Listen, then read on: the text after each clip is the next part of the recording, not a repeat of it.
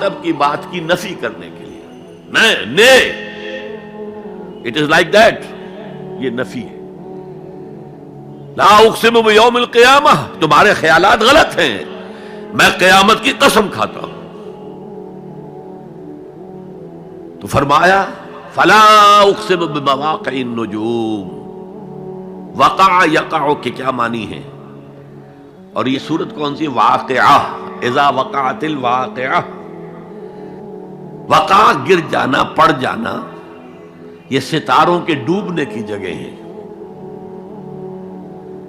فلا اقسم بمواقع النجوم وانہ لقسم لو تعلمون عظیم، اور اگر تم جانو تو یہ بہت بڑی قسم ہے جو ہم نے کھائی ہے۔ اس وقت کا انسان کیا سمجھتا کہ ستارے کہاں جاتے ہیں، کہاں غروب ہوتے ہیں، کہاں گرتے ہیں؟ آج ہمیں معلوم ہے۔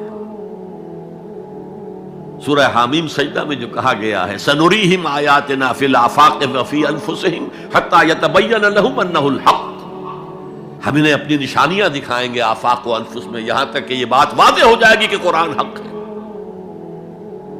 آج ہمیں معلوم ہے خلا میں بلیک ہولز ہیں، اور یہ بلیک ہولز بڑے بڑے ستاروں کے پچکنے سے، پچک جانے سے پیدا ہوئے، اور جب وہ بڑے ستارے پچکتے ہیں، جو خلا پیدا ہوتا ہے، ویکیوم، اس میں بڑی طاقت ہوتی ہے، اس کے پاس سے کوئی سیارہ، کوئی ستارہ گزر جائے اسے کھینچ لیتا ہے قبر کے اندر۔ یہ بلیک ہولز کا تصور، اسی لیے اللہ نے اس وقت کے لوگوں کے لیے کیا کہا؟ فلا اقسم بمواقع النجوم وانہ لقسم لو تعلمون عظیم، انہ لقرآن کریم، یہ بہت باعزت قرآن ہے، فی کتاب مکنون، ایک چھپی ہوئی کتاب میں ہے، لا یمسہ الا المطہرون، اسے چھو ہی نہیں سکتے مگر انتہائی پاک ہستیاں۔ اس کے کیا معنی ہے؟ پہلی بات تو ہمیں معلوم ہو گئی، مراد فرشتے ہیں، بے ایدی سفرۃ کرام بررہ، اسی کی شرح ہو رہی ہے نا۔ اسی سے ایک فقہی مسئلہ نکالا گیا کہ بغیر وضو کے ہاتھ نہ لگاؤ، لیکن اس کا اصل مفہوم کیا ہے وہ سمجھیے۔ قرآن کی روح تک کوئی نہیں پہنچ سکتا جب تک کہ تزکیہ نفس نہ ہو گیا۔ اگر حب مال، حب دنیا، حب جاہ، حب شہرت، اگر یہ تمام محبت میں دل سے نکل نہ جائیں تو قرآن کی روح تک آپ کی اپروچ نہیں ہوگی۔ مولانا روم نے کہا ہے، اگرچہ ذرا میں سمجھتا ہوں کہ انہوں نے بہت سخت الفاظ استعمال کیے ہیں، ماز قرآن مغزہا برداشتے استخاں پیش سگاں انداختے، ہم نے قرآن سے اس کا مغز لے لیا ہے، جو ایسنس ہے وہ کھینچ لیا ہے، ہڈی کا گودا جو ہے وہ ہم نے نکال لیا ہے، ہڈیاں ہم نے پھینک دی ہیں کتوں کے سامنے جو لڑ رہے ہیں۔ علم کلام کا مسئلہ ہے صفات حق حق سے جدا یا عین ذات، قرآن مخلوق ہے یا نہیں ہے، غیر مخلوق، اور بڑے بڑے ہو رہے ہیں اس کے اوپر، یہ کتے لڑ رہے ہیں ان ہڈیوں کے اوپر۔ ہم نے اس میں سے اصل شے نکال لی، وہ کیا ہے؟ اللہ کی محبت، اللہ کی معرفت، یہ ہے اصل شے۔ ماذ قرآن مغزہ برداشتے استخاں پیش سگاں انداختے۔ تو جب تک انسان کا باطن پاک نہ ہو جائے وہ قرآن کے چھلکوں سے کھیلتا رہے گا، چاہے وہ کہنے کو مفسر ہو، قرآن کے باطن تک کبھی نہیں پہنچے گا۔ فی کتاب مکنون لا یمسہ الا المطہرون تنزیل من رب العالمین، یہ تھوڑا تھوڑا کر کے اتارا گیا ہے رب العالمین کی طرف سے۔ انزال کے معنی ہے دفعتاً اتار دینا۔ لیلۃ القدر میں آیا انا انزلناہ فی لیلۃ القدر، رمضان کے بارے میں شہر رمضان الذی انزل فیہ القرآن، باب افعال، لیکن حضور پر ایک دم نہیں اترا، تھوڑا تھوڑا 23 برس میں جا کر اس کی تکمیل ہوئی۔ اب دیکھیے جو شکوہ کیا اللہ نے، کیا اس جیسی نعمت سے تم مداہنت کر رہے ہو، بے اعتنائی کر رہے ہو، اسے پڑھتے نہیں ہو، اسے سمجھتے نہیں ہو، اس پر عمل نہیں کرتے، اسے اپنا امام نہیں بناتے؟ تمہارا طرز عمل یہ ہے، بلکہ تم نے اپنا نصیب یہ بنا لیا ہے کہ تم اسے جھٹلا رہے ہو۔ غور کیجئے، جھٹلانا جو ہے دو طرح کا ہے۔ ایک ہے زبان سے کہنا کہ یہ نہیں ہے، کوئی اللہ کا کلام نہیں ہے، یہ قرآن وغیرہ جھوٹ، سب اساطیر الاولین ہیں، یہ محمد نے گھڑ لیا ہے وغیرہ وغیرہ، جھٹلانا ہو گیا۔ ایک جھٹلانا ہے عمل سے جھٹلانا، مان تو لیا اللہ کا کلام ہے لیکن اس کی حرام کردہ شے کو اپنے لیے حلال کیا ہوا ہے۔ حدیث نبوی ہے، ما آمن بالقرآن من استحل محارمہ، اس شخص کا قرآن پر کوئی ایمان نہیں ہے جو اس کی حرام کردہ چیز کو اپنے لیے حلال ٹھہرا لے۔ اس اعتبار سے غور کیجئے، اور اس کی مثال بھی دی ہوئی ہے سورہ جمعہ میں،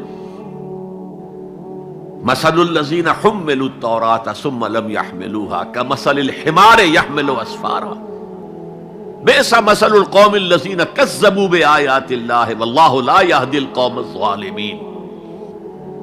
مثال ان لوگوں کی جو حامل تورات بنائے گئے تھے اور پھر انہوں نے اس کی ذمہ داری کو ادا نہیں کیا، اسے قائم نہیں کیا، اس کے احکام پر عمل نہیں کیا۔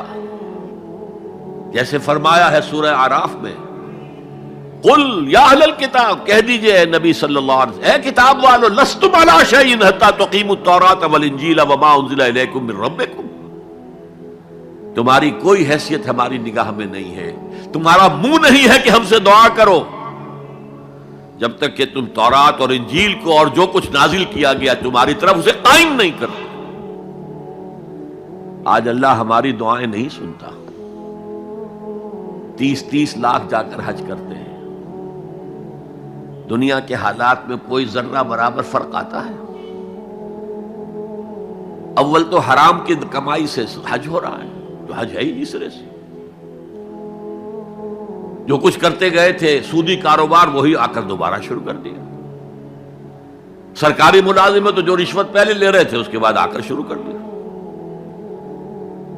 یہ کیا ہے؟ یہ تکذیب بالعمل ہے، جھٹلانا ہے۔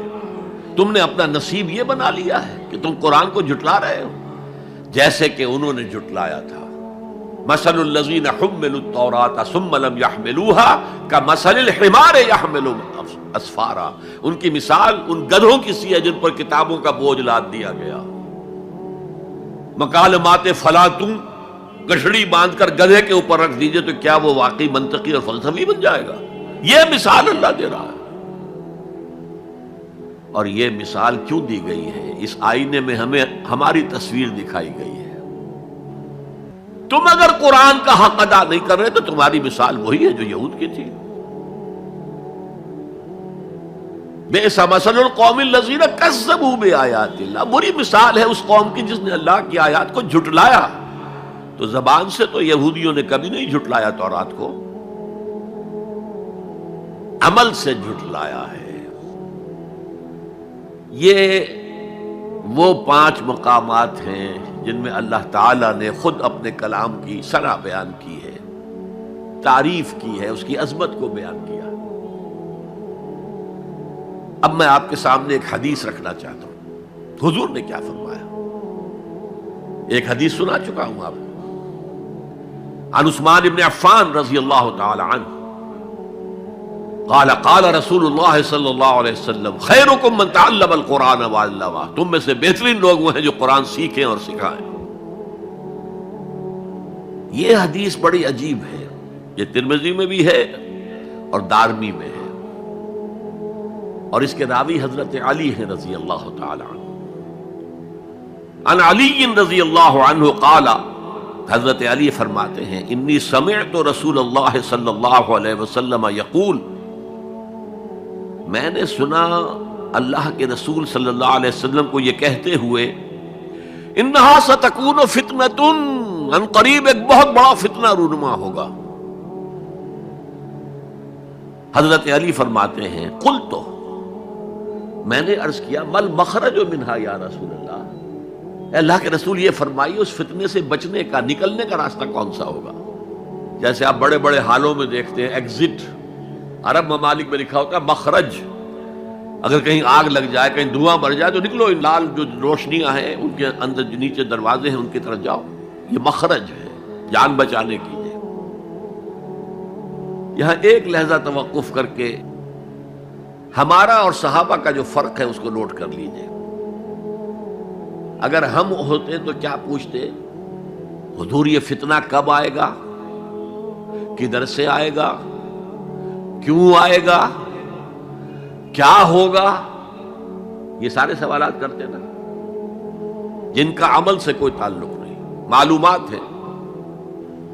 حضرت علی نے کچھ نہیں پوچھا، بس آپ نے فرما دیا کہ بہت بڑا فتنہ ہوگا، تو بس ہمیں یہ بتائیے کہ اس سے نکلنے کا راستہ کیا ہے۔ اب سنیے حضور کی زبان سے قرآن مجید کی مدح۔ قال